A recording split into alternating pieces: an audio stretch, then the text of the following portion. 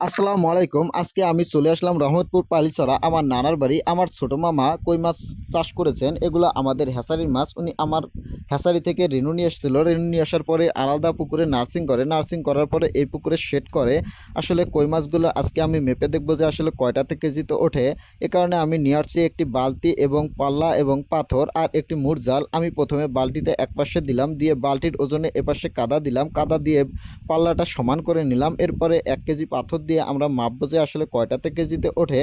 আসলে এই পুকুরটা অনেক গহীন, এ কারণে আমরা হ্যাঙ্গাজালি দিয়ে ধরলাম না, মুরজাল নিয়ে আসছি। কারণ আমি আসছি এখনে চলে যাব, আর এখন যদি আমি ভিজে যাই তাহলে আসলে এখন যাওয়া হবে না, আর এখন আমি ভিজতেও চাই না। এই কারণে আমি মুরজাল নিয়ে চলে আসছি।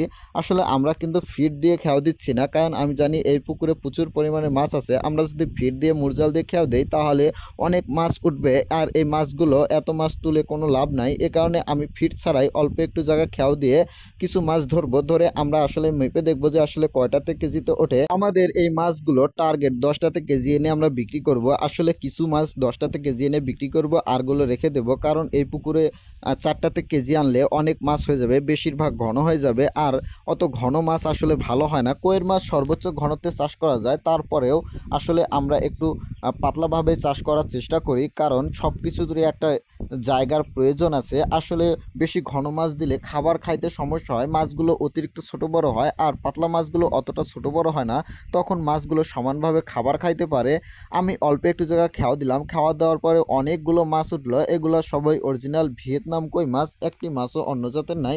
আসলে অরিজিনাল ভিয়েতনাম কই মাছ চাষ করলে আপনি অবশ্যই লাভবান হবেন। ভিয়েতনাম কই মাছগুলো দেশি কই মাছের কালার হয়, এ কারণে বাজারে প্রচুর চাহিদা এবং দামও ভালো পাওয়া যায়। তাছাড়াও ভিয়েতনাম কই মাছগুলো একটু শান্ত স্বভাবের, এ মাছ ও মাছকে ধরে খায় না, যার কারণে আসলে মাছ আপনার প্রচুর পরিমাণের ক্ষয় যাবে না। আপনি যদি থাই কই চাষ করেন তাহলে অবশ্যই আপনি লাভবান হতে পারবেন না, কারণ থাই কইগুলো প্রচুর পরিমাণের এ কই কই ধরে ওই কই খায়। এ কারণে আসলে থাই কই প্রচুর পরিমাণের ক্ষয় যায়, এবং আপনার পুকুরে যে মাছ ছাড়বেন যতগুলো ছাড়বেন আসলে ততগুলো থাই কই পাবেন না। কিন্তু অরিজিনাল ভিয়েতনাম কই যদি আপনি ছাড়েন তাহলে আপনার পুকুরে শুধুমাত্র 10% কই নষ্ট হবে, এবং আপনি 90% কই পাবেন। আর ভিয়েতনাম কই মাছগুলো 4 মাসেই আড়ত করা সম্ভব। আর আমি মনে করি ভিয়েতনাম কই মাছ চাষ করলে আপনি অবশ্যই লাভবান হতে পারবেন, কারণ ভিয়েতনাম কই মাছগুলো বছরে 2 থেকে 3 বার আপনি আপনার পুকুরে চাষ করতে পারবেন। কিন্তু বাংলা মাছ চাষ করলে অবশ্যই আপনাকে 1 বছর সময় দিতে হবে। আপনি ভিয়েতনাম কই মাছ যে পরিমাণে উৎপাদন করতে পারবেন, আসলে বাংলা মাছ অতগুলো উৎপাদন করতে পারবেন না। বাংলা মাছের দামও কম, কিন্তু ভিয়েতনাম কই মাছগুলোর প্রচুর চাহিদা আর দামও বেশি। ভিয়েতনাম কই মাছ আপনার 1 বিঘা পুকুরে 50,000 মাছ চাষ করতে পারবেন। এটা অনেক লাভজনক একটা ব্যবসা।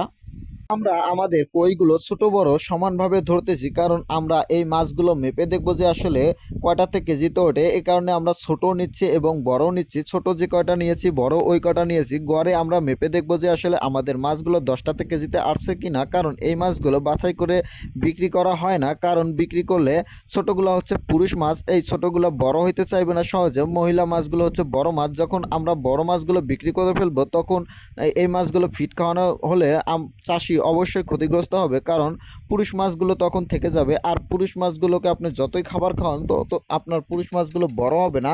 কই মাছ চাষ করলে অবশ্যই কিছু নিয়ম মেনে চাষ করতে হবে, তাহলে আপনি ভালো লাভবান হতে পারবেন। আপনার কইগুলো আপনি মহিলা মাছ বেশি থাকতে হবে আপনার পুকুরে, তাহলে আপনি ভালো লাভবান হতে পারবেন। পুরুষ মাছ সরায় ফেলতে হবে, পুরুষ মাছ কম রাখতে হবে পুকুরে।